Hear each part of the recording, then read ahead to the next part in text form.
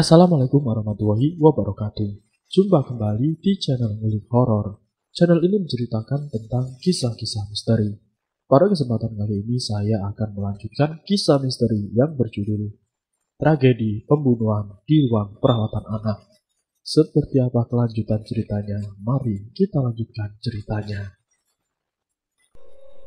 Beberapa hari sejak peristiwa pembunuhan itu, aku selalu dihantui rasa bersalah karena aku tidak memberitahu kejadian yang sebenarnya. Bayangan Bu Anggraini dan bayinya selalu bermain di pelupuk mataku saat dia dibekap oleh Dr. Paul hingga lemas, dan bagaimana Dr. Paul membunuh bayi malang itu. Namun ada juga perasaan takut saat harus bertatapan muka dengan Dr. Paul. Dia selalu menatapku dengan tajam, seakan penuh selidik. Aku benar-benar tidak tenang, selalu gelisah dan was-was ketika harus berkomunikasi dengan Dr. Paul. Aku khawatir akan mengalami hal yang sama seperti yang telah dialami oleh Bu Anggraini dan juga bayinya. 1 bulan sejak peristiwa itu, kakek dan nenek meninggal dunia secara bersamaan. Mereka sedang melaksanakan sholat subuh berjamaah. Betapa sedihnya aku sekarang aku tidak punya siapa-siapa lagi. Rumah yang sedari awal sudah sepi semenjak kepergian kakek dan nenek kian bertambah sepi. Jika pulang dinas pagi, di rumah aku sendiri. Mas Yudi belum pulang dari kantor karena memang kami belum punya momongan. Biasanya ada kakek dan nenek yang menjadi temanku. Suatu hari aku berkunjung ke rumah Bu Sri. Mas Yudi belum pulang kerja. Sedangkan aku libur hari itu, aku memang sengaja main ke rumah Bu Sri. Aku ingin menceritakan tentang peristiwa pembunuhan yang kulihat. Aku benar-benar dihantui rasa bersalah karena tidak memberitahu kejadian yang sebenarnya. Tetapi juga perasaan ketakutan yang sangat. Aku bingung apa sebaiknya yang harus aku lakukan. Sesampainya di rumah Bu Sri, hanya ada beliau sendiri. Devita tinggal bersama dengan suaminya. Arini sedang pergi dengan ayahnya. Lalu aku menceritakan semuanya kepada Bu Sri tentang peristiwa pembunuhan Bu Anggraini beserta bayinya oleh Dr. Paul yang kulihat dengan mata kepalaku sendiri. Aku juga mengungkapkan perasaan bersalahku, ketidaktenangan, kekhawatiran, dan bermacam pikiran buruk yang ada di kepala jika sedang berdinas di RS Medika, terlebih jika harus bertemu dan berkomunikasi dengan Dr. Paul. Bu Sri mendengarkan cerita dengan seksama. Beliau lalu memelukku. Saat aku telah selesai bercerita, ada perasaan nyaman dan aman berada dalam pelukannya. Ada rasa sedikit lega dalam hati sudah bercerita pada Bu Sri. Meskipun beliau tidak memberikan saran, namun aku merasa pikiran lebih ringan. 1 minggu kemudian, Mas Yudi mendapat promosi jabatan. Namun perusahaan mengharuskan dia tinggal di Malaysia. Seperti telah diatur, di saat aku mengalami kekhawatiran, jabatan suamiku mengharuskan tinggal jauh dari tempat yang membuatku khawatir. Tanpa berpikir 2 kali, aku langsung racing dari RS Medika dan mengikuti Mas Yudi ke Malaysia. Setelah Mbak Mala mengakhiri ceritanya, aku jadi tahu kenapa Bu Anggraini selalu berdiri di depan ruang anak sebelah kiri, yang mana itu adalah kamar dokter, ruang kerja Dr. Paul. Mungkin Bu Anggraini ingin memberitahu bahwa penyebab kematiannya beserta bayinya ada kaitannya dengan Dr. Paul. Tapi masih belum terjawab siapa sebenarnya Bu Anggraini dan mengapa Dr. Paul membunuh perempuan itu beserta bayinya. Aku masih penasaran dengan hal itu. Jadi sampai Mbak Mala pindah ke Malaysia, belum ada yang tahu ya Mbak, siapa sebenarnya Bu Anggrek ini? Tanyaku masih penasaran. Iya, bahkan apa motif di balik pembunuhan itu juga sampai sekarang belum terungkap. Mbak selalu memantau perkembangan peristiwa itu lewat Tanti, jawab Mbak Mala. Lalu, Mbak tahu dari mana kalau Dokter Paul meninggal dengan minum racun di kamar dokter? Kan sampai Mbak Mala pindah ke Malaysia, Dokter Paul masih hidup. Tanyaku yang masih penasaran. Dengan cerita dari teman Mbak yang masih bekerja di ruang anak, jawab Mbak Mala. Kejadiannya seperti apa Mbak? Tanyaku lagi. Persisnya sih Mbak gak tahu, tapi yang menceritakan hal itu kepada Mbak orang yang bisa dipercaya. Teman Mbak itu namanya Tanti. Waktu itu dia dinas malam, ada pasien baru dengan diare. Seperti biasa, Dokter Paul tidak pulang karena mengawasi pasien itu. Pagi harinya saat Tanti akan melaporkan kondisi pasien, ternyata Dokter Paul sudah tidak bernyawa lagi. Dia minum racun di kamar dokter. Tanti membaca pesan terakhir yang ditulis oleh Dokter Paul di secari kertas sesaat sebelum mengakhiri hidupnya. Jelas Mbak Mala panjang lebar. Terus apa yang ditulis oleh Dokter Paul, Mbak? Tanyaku masih penasaran.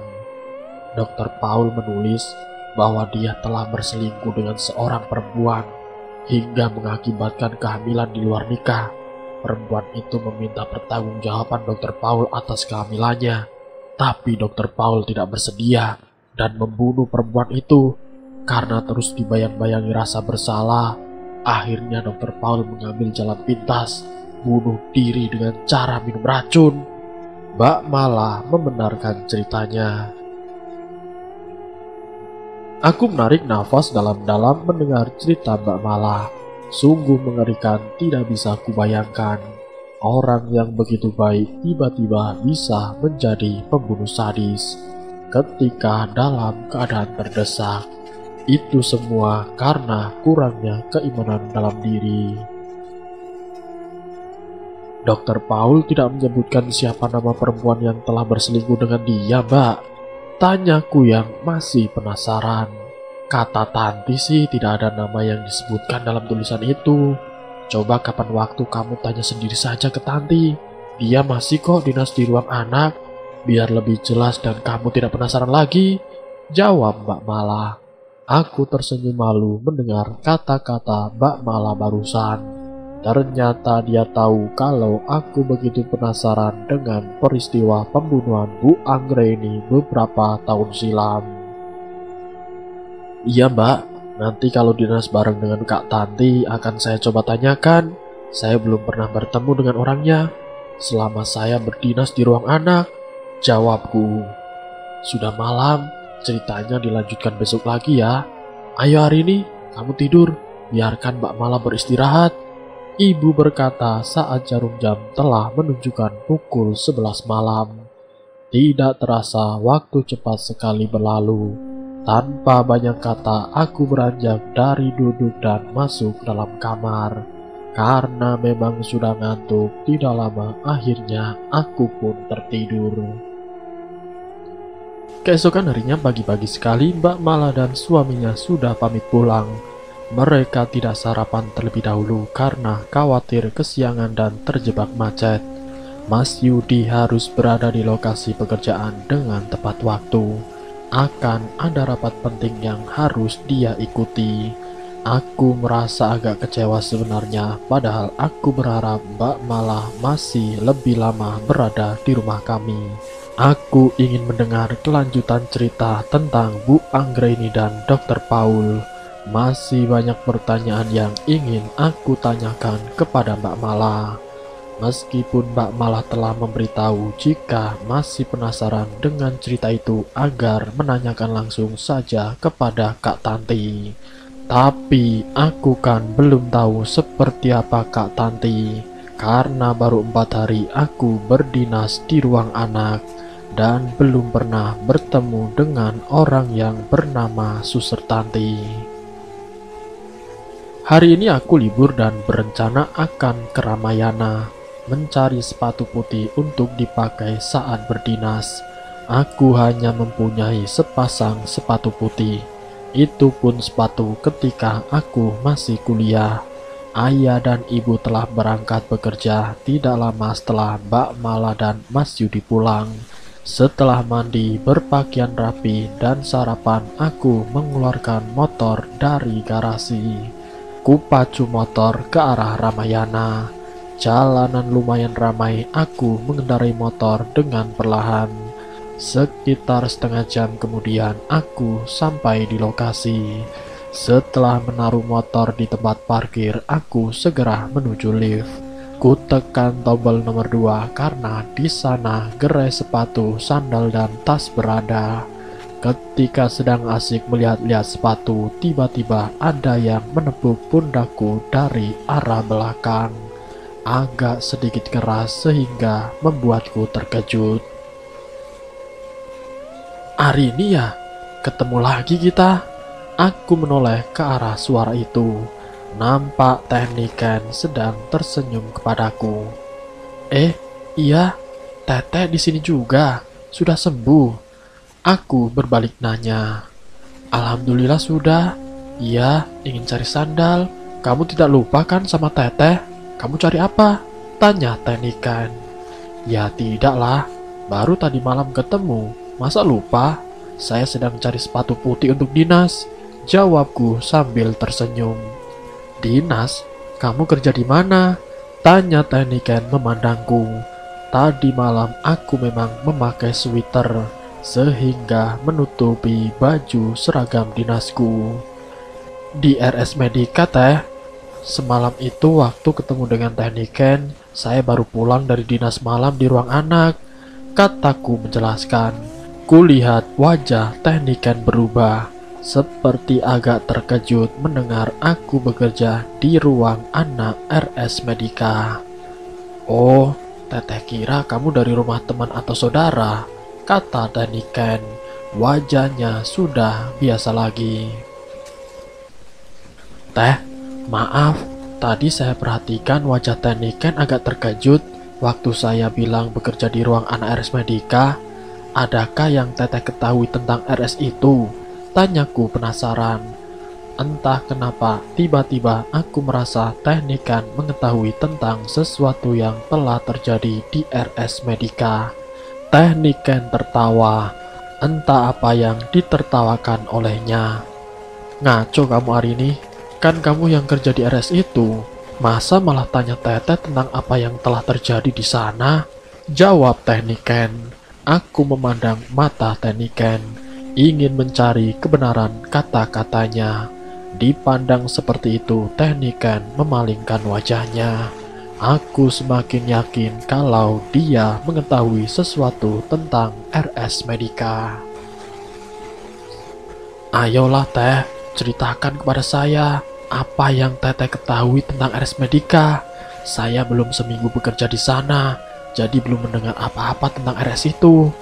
Teh Niken menatapku, seperti ragu untuk mengatakan sesuatu. Ceritanya panjang hari ini.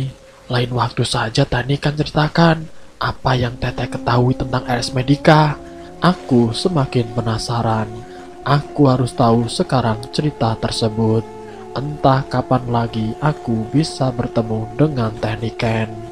Tidak apa panjang Teh, saya akan siap mendengarkan. Kita cari tempat makan yuk, biar lebih nyaman. Tanpa menunggu lebih lama, aku menggandeng tangan Teh Niken menuju lantai 4, tempat di mana berbagai macam kuliner tersedia. Sebelum Teh Niken berubah pikiran, aku tidak mau melewatkan kesempatan ini. Biarlah tidak jadi mencari sepatu putih, masih banyak waktu di lain hari. Teh Niken hanya pasrah menuruti keinginanku. Dia tidak berusaha melepaskan genggaman tanganku.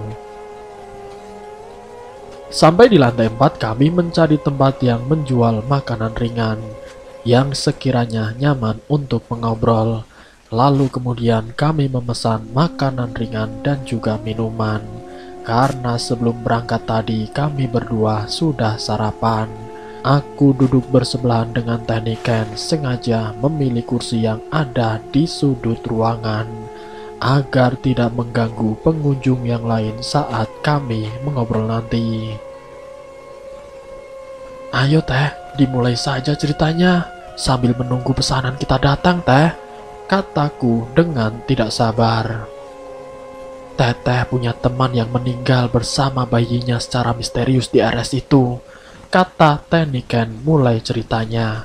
Aku tertegun mendengar apa yang baru saja dikatakan Teh Niken. Apakah yang dia maksud adalah Bu Anggraini dan bayinya? Kalau memang iya, akhirnya terjawab sudah rasa penasaranku selama itu. Seperti sudah ada yang mengatur, aku bertemu dengan Mbak Mala dan Teh Niken. Aku sudah tidak sabar menunggu kelanjutan cerita Teh Niken. Sebenarnya kejadian ini sudah lama sekali, sekitar 10 tahun yang lalu, saat Teteh dan teman Teteh itu baru bekerja di diskotik ceria. Teh Niken menghentikan ceritanya ketika seorang waitress datang mengantarkan makanan ringan dan minuman yang kami pesan. Kami kemudian minum dan Teh Niken melanjutkan cerita yang tadi sempat terputus. Pov Teh Niken. Seminggu yang lalu adalah hari kelulusan di sekolah. Aku lulus dari sebuah SMA di desaku. Ada rasa bahagia dan sedih bercampur menjadi satu. Bahagia karena aku tidak lagi menjadi beban kedua orang tua yang hanya mempunyai mata pencarian sebagai buruh tani di desa kami, membiayai sekolah 3 orang anak. Aku dan kedua orang adikku tentu lumayan berat bagi emak dan bapak yang hanya punya uang ketika musim panen tiba. Itu pun tidak seberapa karena sudah dipotong untuk membayar utang emak di warung, iuran desa, dan lain-lain terlebih dahulu. Sedih karena tidak bisa melanjutkan mencari ilmu ke jenjang yang lebih tinggi, seperti beberapa temanku yang lain, padahal aku bercita-cita menjadi seorang guru. Akhirnya aku memutuskan untuk mencari pekerjaan. Selain bisa sedikit membantu kedua orang tua, tentu aku bisa mencukupi semua keperluanku sendiri. Niken, kita melamar kerja di sini yuk, ajak sahabatku Anggraini suatu hari. Dia menunjukkan sebuah lowongan kerja di halaman surat kabar harian yang terbit di kotaku. Aku membaca koran itu, lowongan kerja menjadi waitress di sebuah diskotik yang ada di kota Bandung, tempat yang berada lumayan jauh dari desaku. Aku menatap Anggraini, dia adalah sahabatku dari kecil. Rumah kami saling berdekatan. Sama seperti aku, keluarga Anggraini pun bukan termasuk keluarga yang mampu secara ekonomi. Kamu yakin kita akan melamar kerja ke sana? Apa kamu pernah ke Bandung atau punya saudara di sana? Tanyaku pada Anggraini. Kita coba saja nih Ken, siapa tahu kita akan berhasil menjadi orang sukses di sana. Kita kan berdua, kita akan selalu bersama di sana. Jadi apa yang kamu takutkan? Apa salahnya kita mencoba? Aku menarik nafas dalam-dalam. Benar juga apa yang dikatakan Anggraini. Tidak ada salahnya kami mencoba, toh jika kami tetap bertahan di desa, tidak ada pekerjaan yang bisa kami dapatkan selain menjadi buruh tani seperti kedua orang tua kami.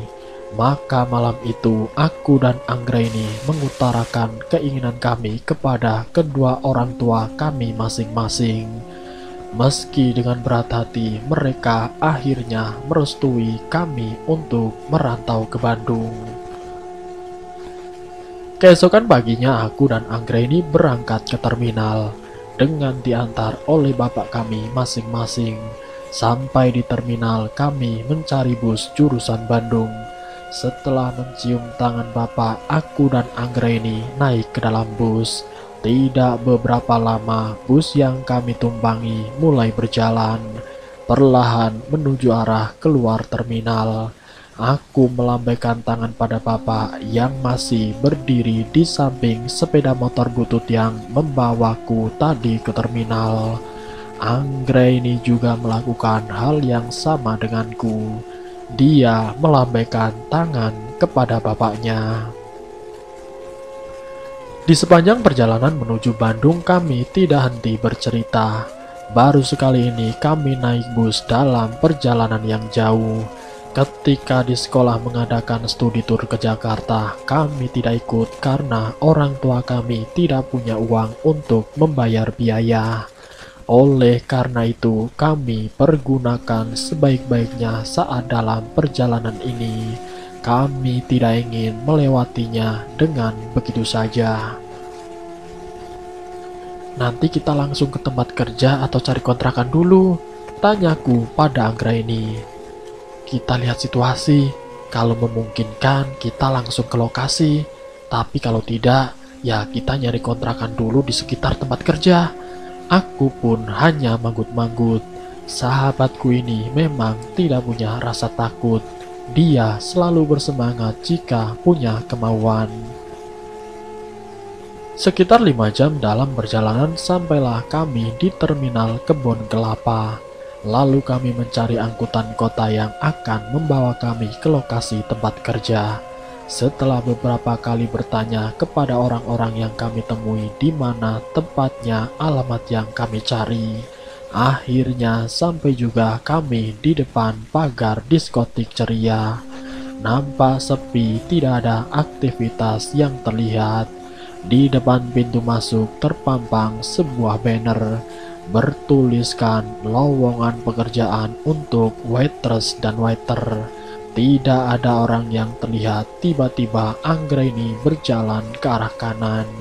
Nampak sebuah hotel berdiri beberapa meter dari lokasi diskotik. Hotel Dahlia, tertulis namanya di papan yang terpasang di depan pintu masuk hotel tersebut. Kulihat Anggraini bercakap-cakap dengan seorang satpam yang ada di hotel itu. Selang beberapa lama, Anggraini sudah kembali.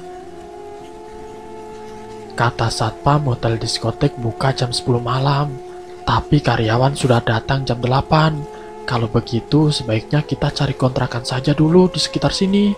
Kita istirahat, nanti malam kita baru datang lagi ke sini, kata Anggraini. Aku mengangguk, lalu kami berjalan ke arah ujung. Karena kata Anggraini yang dapat info dari satpam hotel, di sana banyak tempat kontrakan.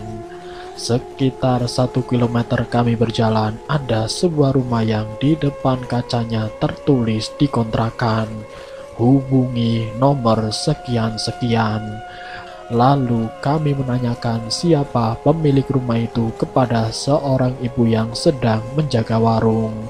Ternyata ibu itu sendiri pemilik rumah kontrakan.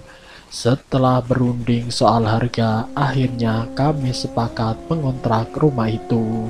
Kami segera masuk setelah diberi kunci rumah oleh Bu Lela, nama pemiliknya.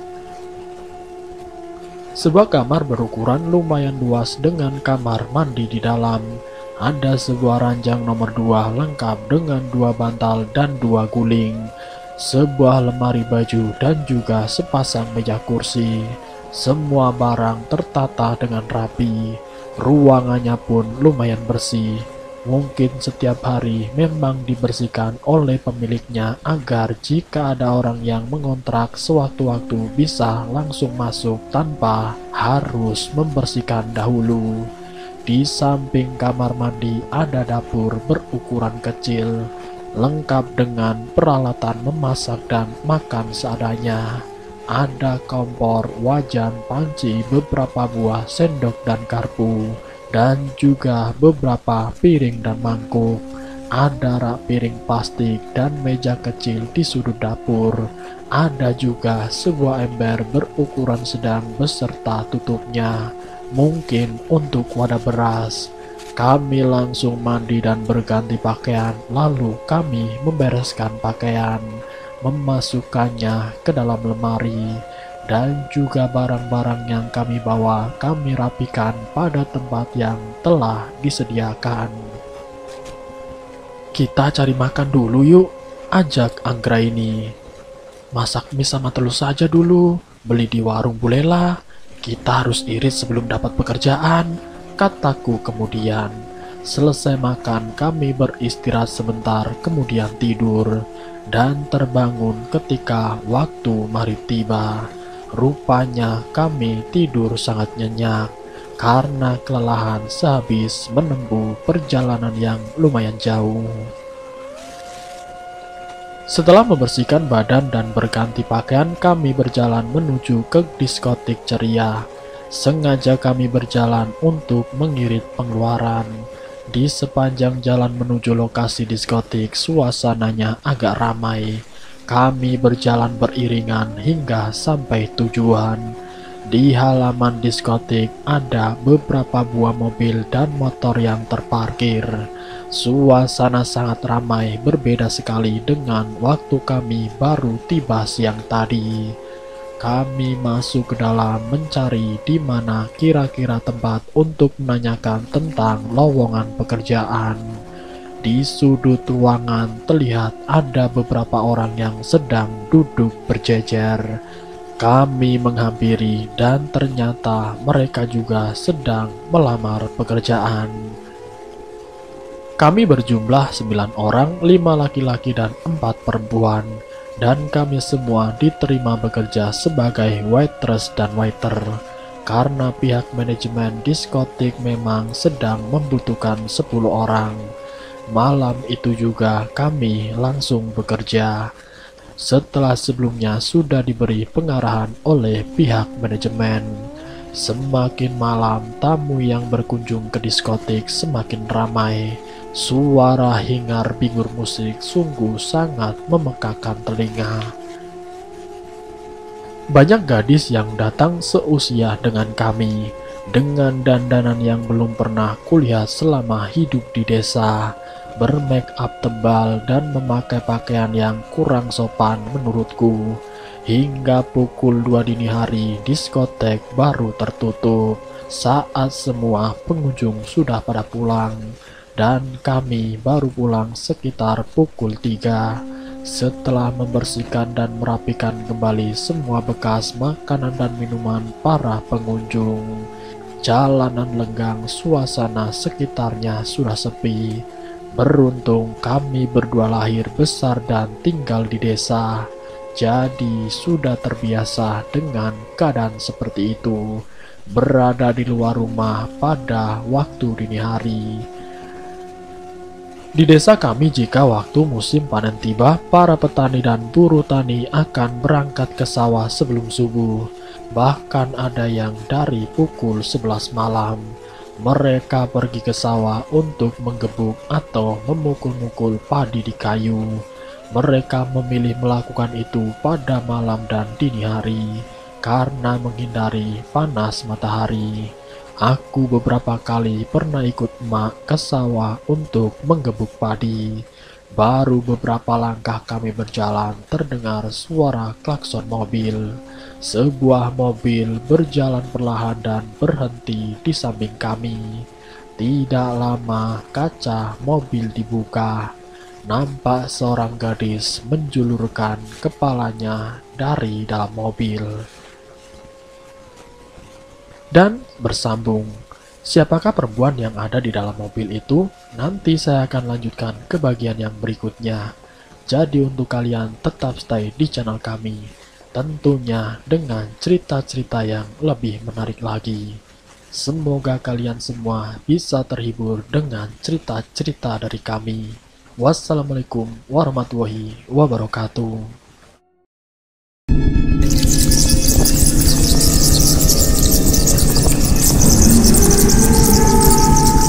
Selamat datang di channel Ngulik Horor.